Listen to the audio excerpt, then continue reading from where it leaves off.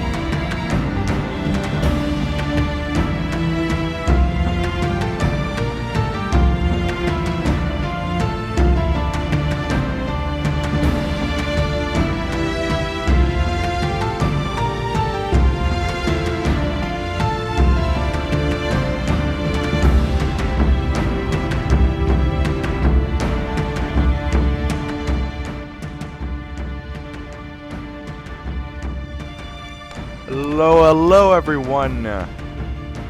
Welcome to Hyrulecraft Weekly episode number 2. My name is Benny. I am your host, and we're a little short on co-hosts today. Kevin is feeling a little ill, so he won't be able to join us via Skype. But that does not mean we don't have any awesome updates to the Hyrulecraft project for this week. So make sure you watch this entire episode. We got a lot of really good stuff for you. First of all, I want to go ahead and show off one of the new things Kevin's actually been working on, and I wish he could be able to show us, but he's not going to be able to. Right now, we're designing PvP arenas, and we've got 5 fabulous ones to show off for tonight. We're building it in the southern little corner region down at the bottom here. I'm going to go ahead and change this to small so you can see my mouse when I'm doing stuff. In this little corner region right here, this is our little PvP designing area. We also have a nice little region here, which I'm going to show off at the later end of the show. But for now, we're going to start right here. We're going to circle our way around and show you what we've got going on. Now, for this first region we've got is... Whoops, wrong button. This is our, I guess, team deathmatch style arena. What we plan to do with this is float it above the entire world, or at least float it above something, maybe an ice zone where we're going to build later. Maybe have some columns supporting it. We haven't built that yet. But the idea is this was inspired by one of the Halo 3 maps that was available. Kevin is a big fan of the Halo series, so he took that as inspiration. Made some changes, of course, for the Minecraft experience. But it's got plenty of different side pathways and such. And we've set it up to the point where you won't be able to camp anything. Every spot has a second access point, except for that little ledge right there, but that's not a good vantage point now, is it? There's also a little underneath region, but that's not really for fighting. It's more for sneaking up on people and scooting across the map very fast. We've added a lot of snow and vines. Some of them have gotten out of control, I see. Let's go and remove that. Cobblestone, mossy cobblestone. More snow and ice. To give it more of the Arctic feel, I'm thinking we might put this on top of our glacier once we build it. And the glacier, of course, would go in this upper region here once we make good use of it. We're still in the process of leveling the terrain and getting it how we want it before we build up the region. But we have cleaned out a lot of the water and the sand. All of this is now gone. The only water we have left is this little area, which I don't know if we're going to leave it or not. And then Lake Hylia, of course, and Zora's Domain. Second zone we want to show off tonight is a relatively new one. Haven't just finished working on it. It's more of a brick fortress thing. This one he most recently did in the last 24 hours, and I haven't been able to talk to him personally about it. But from what he told me briefly, it's more of another team deathmatch kind of thing. Maybe some kind of King of the Hill zone, or even an assault defend, where you have a fortress you're going to assault, and then the other team has to defend it.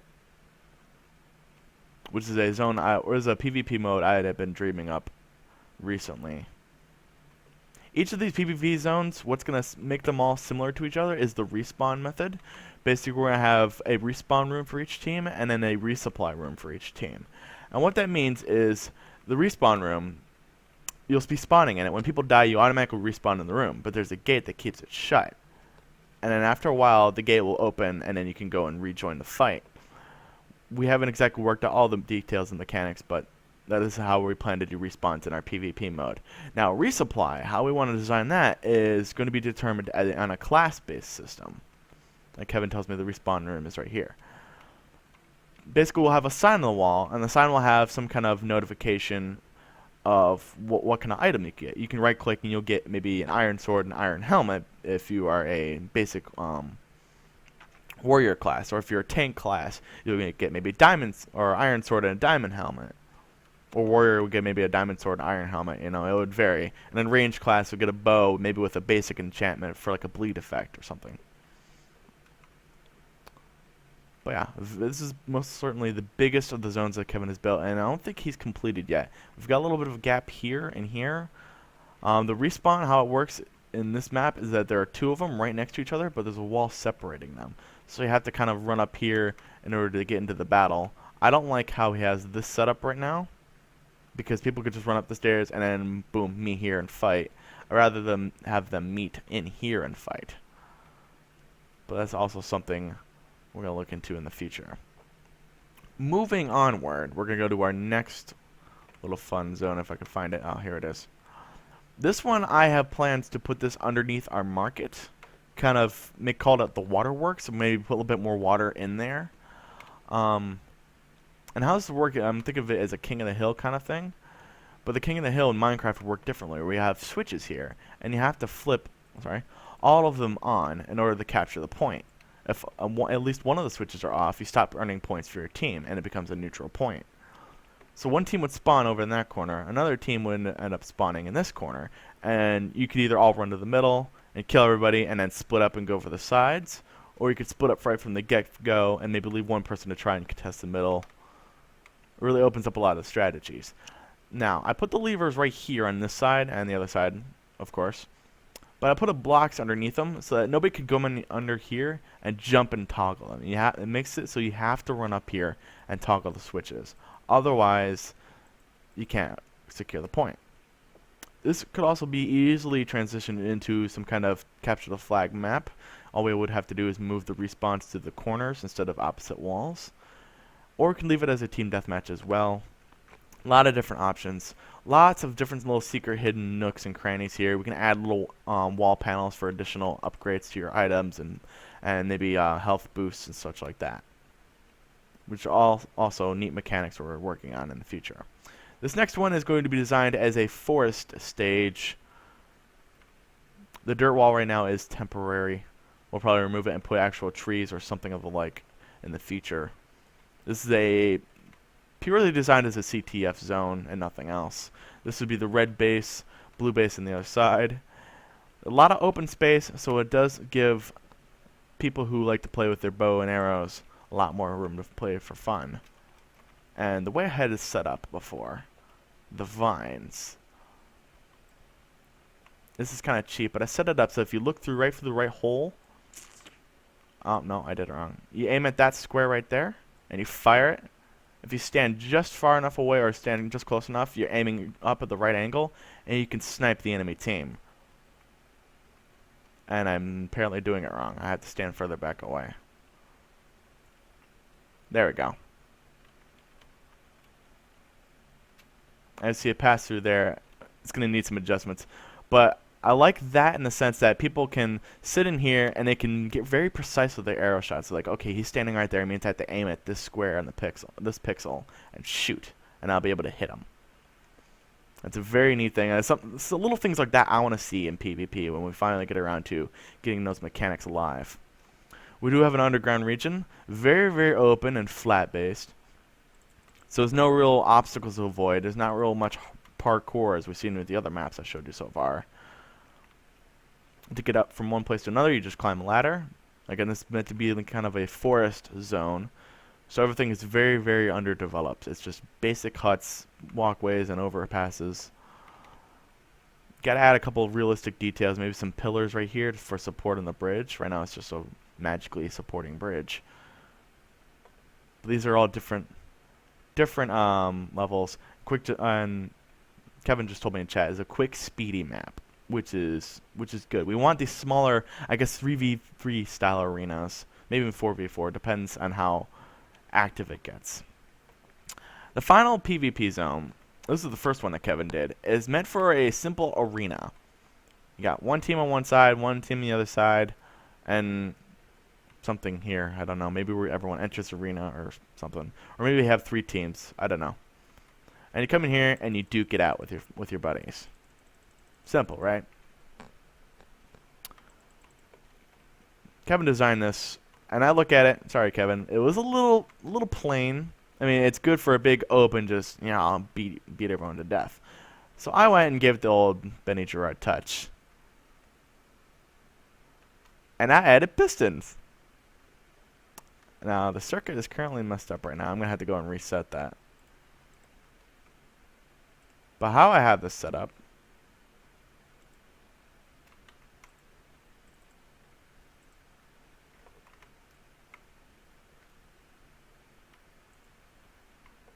is that there's a current that travels all the way around. It's not perfect yet. And it comes to different points. It'll have different points along the path. And once it gets to that point, it'll trigger a series of pistons, which will engage or disengage floor traps or hazards. It's you're about to see in action right now. You'll be fighting along, coming along, and boom! Oh, something in the middle. Oh, you have to jump, and I have to go get him now. Or you could be stuck in the middle, like, oh no, and it's meant as a 5-second hindrance. It's like, oh crap, and I have to actually look where I'm going. It's meant to keep your eyes open. Now imagine like 10 of these all around the arena. I have different dispensers firing off, floor traps rising and lowering. It's a very, very unique idea that I think will make this arena a lot of fun instead of just a big flat area. Now we're going to take a quick moment to do a couple of announcements. First of which, Hyrulecraft is still looking for programmers. We have a couple right now, but we still need a couple more to help us design a lot of the intricate details, such as PvP, and even our questing system. We have somebody right now working on NPCs, another person working on our dungeon keys system, which can be really neat, and then mob spawns as well. All these are custom plugins, custom written plugins that we're developing from scratch, as you can see the little floor trap drop in there.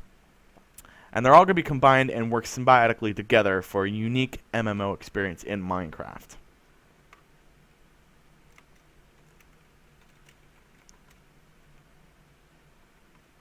Another quick thing we want to show off. I don't recall if we showed this last episode of Hyrulecraft or not. The little sewers entrance we did. Because we had originally built the market sewers, but we didn't have an entrance or anything ready to piece it together. We're going to be working this week to piece all the sections in of the market sewers,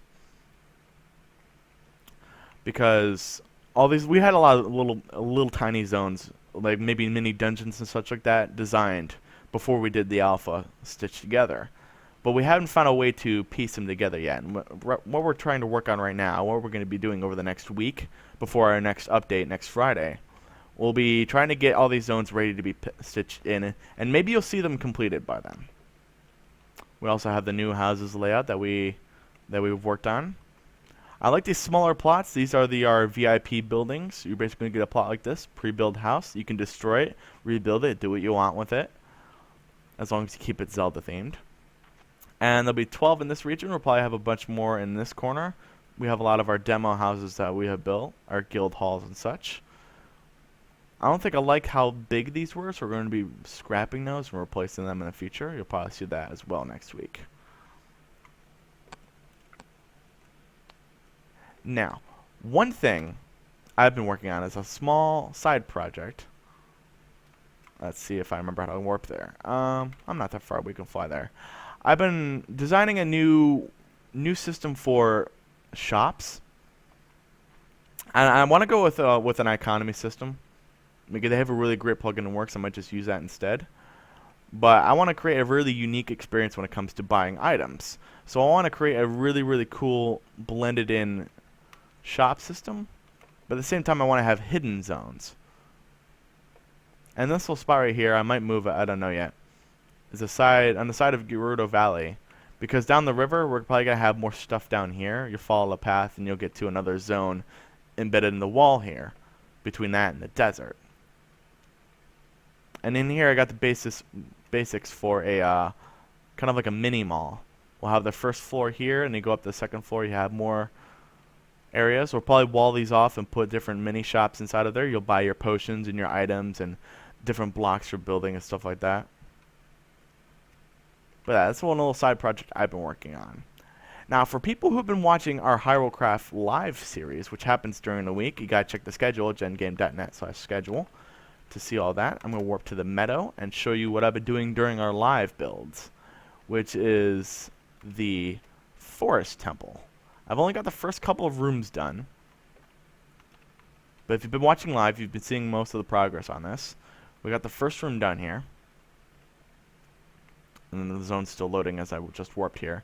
The first room, I had little problems with this room because there's little beams that go overhead, but they're very small and very hard to duplicate in Minecraft. Same for the walls. So I decided to mix it up a little bit and cover it with little pillars of stone and vines around it, just to give the extra foresty feel to it. We want it to still feel like Forest Temple. And I made a mistake, though. When I went and I pasted this, I pasted the same hallway in twice. I'm going to go and fix that later. But then we have the first chamber of the Forest Temple done. We couldn't get the different colored flames, but the gold blocks are supposed to represent the gold torches where you had the different flames. And this is the elevator that, of course, would descend into the lower levels where you'd eventually fight Phantom Ganon. Now, if you remember Forest Temple at all, one thing that was really difficult to replicate were these little diagonal walls. Now, these doors are supposed to be added diagonal piece, but we really can't do. So this room, we're basically going to keep it diagonal, but the walls are horizontal. Well, like they should be. And pretty much what happened is you usually come in here, the room will still be diagonal, everything will still be diagonal as it was, just the doors will be the only thing that'll be changed. And this little entryway will probably be changed to accommodate it. But yeah, the next two rooms will probably be the next bit I'm working on. Final room of the Forest Temple, I want to go and show everybody. This little hallway, I think I like the nether brick. The red pattern of it, red texture in the pattern of it, with the stone brick on top for the hallway. I might change the floor as well, I don't know yet. And then the final room where you fight you have your first mini boss and you get your dungeon map, if I'm not mistaken. In here. I had to design the circular room. I had to make it just tall enough because the second floor, the room is right above it, the same size and everything, but there's a hole in the floor. So we're going to have to be careful when designing that. Another thing to note were the height of these walls right here. I don't want to make them too high, but I don't want to make them too low either. Because you can climb these ones here and this, but you couldn't climb this. But if I put 3 high, I think that might just be too high for it.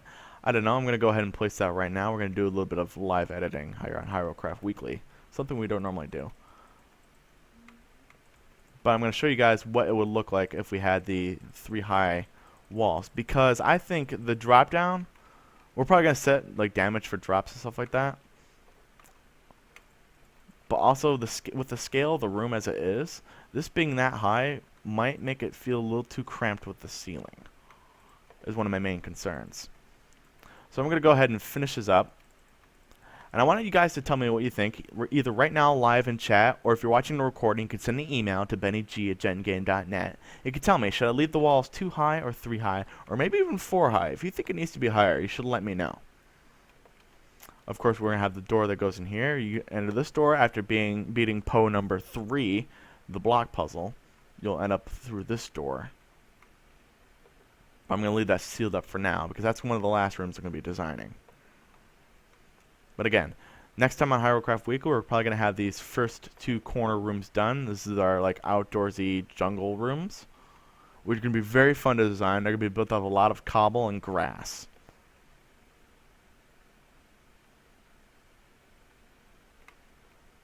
Now, most recently, what we did before the show started, we added the little circular top, which is another thing I want some of your feedback on, the viewers. I added a little glowstone chandelier for just enough lighting. I want to keep it dark, but also light enough so you can see what's going on. Now, the lights in the corner here, you're not going to see much because there won't be that much natural lighting coming through there, so those corners might be a little bit darker. I got to find a way to get the eye switch there. But yeah, the round ceiling, I don't know if it's high enough yet. So that's another thing I want you guys to give me feedback on and tell me what you think.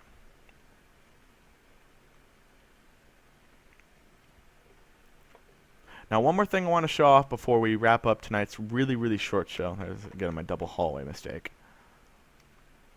Actually, 2 things. The stone color itself, I want to stick with the stone for Forest Temple. I might change it to something else. I don't know what yet. So that's something else you guys can comment on for the show. But one last little thing. I want to warp to the graveyard. We have a couple of mock designs for Shadow Temple. Now, I wanted to build it to scale. See, we have the little entryway right here. But the problem is, some of it might not fit in this region we have here. We could have it so this hallway keeps going. You keep heading down, down, down, down, down. And eventually you have Shadow Temple. Now, should I keep Shadow Temple to scale, as it was? Big, massive thing. Or should I change it and add a couple of extra little zones? And maybe even an outdoors piece. Because the way that would work is I would add another ledge right here, overlooking all this. It'd be enclosed, of course. You can't get in or out, but you would get here. A couple of neat designs. The early designs of Shadow Temple I do not have on this map. We have it on a different map, but we will show you that as well for next episodes of Hyrulecraft Weekly. So you have that to look forward to. Another edition of Forest Temple. The extra zones we've built, as well as finishing touches on the PvP zones, and maybe even placing them. We don't know if we're going to place them yet. And if we have time, I might get another couple of zones done in Water Temple, so you can look forward to that next weekend. As always, questions and comments, once again, to bennyg@gengame.net. We get lots of emails every week. We try to respond to some of them. Try. When I say that, I mean I don't. Just because I get so many. And we have a lot of other projects I'm going to be doing. Sometime tomorrow I'm going to be responding to everyone's emails and telling everyone, giving everyone my you're welcome or my thank yous for all the people who've been telling me how awesome the project is. I thank you right now, live or recording, depending on how you're watching it. Thank you for all your support on the project. We are constantly working on this. The server we have on is private, but it is open it is on 24/7. So whenever we feel like building, we can get on here and work on it. So we are always working on it. A couple of final touches as I get to my credits page here. Plug it again, once again. The email, bennygg@gengame.net. All questions and comments. You can follow me on Twitter at NightPhoenix16. I did not change that graphic. Pretend there's a little 16 right here. 16.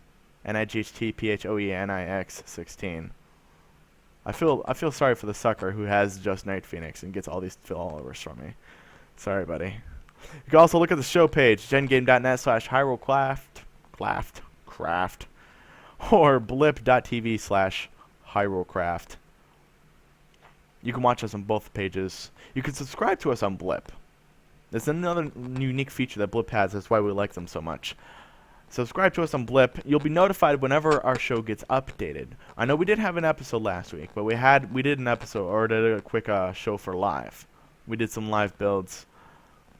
And it was fun for the people who tuned out for that. Same people I'm sure tuned in for tonight's episode. I want to thank you guys as well. Thank you to all the fans of the show. I want to remind everyone to keep watching every week. We try to do this every week. If we're not doing weekly, we're at least doing some kind of live show. So I want everyone to tune in every single week. Thank you everyone for watching. Have a good night.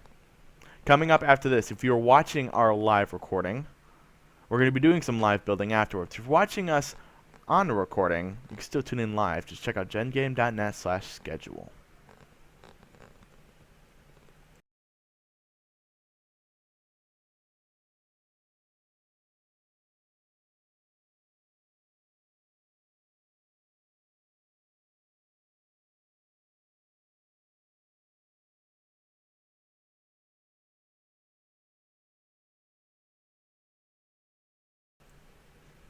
Okay, I think that does it for a weekly.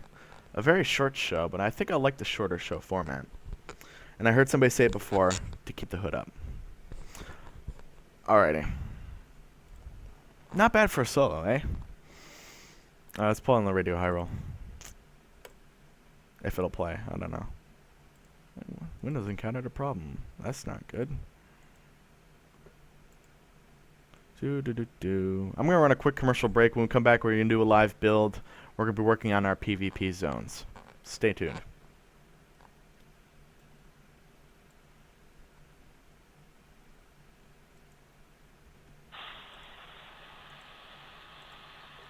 Hobbit? Hello?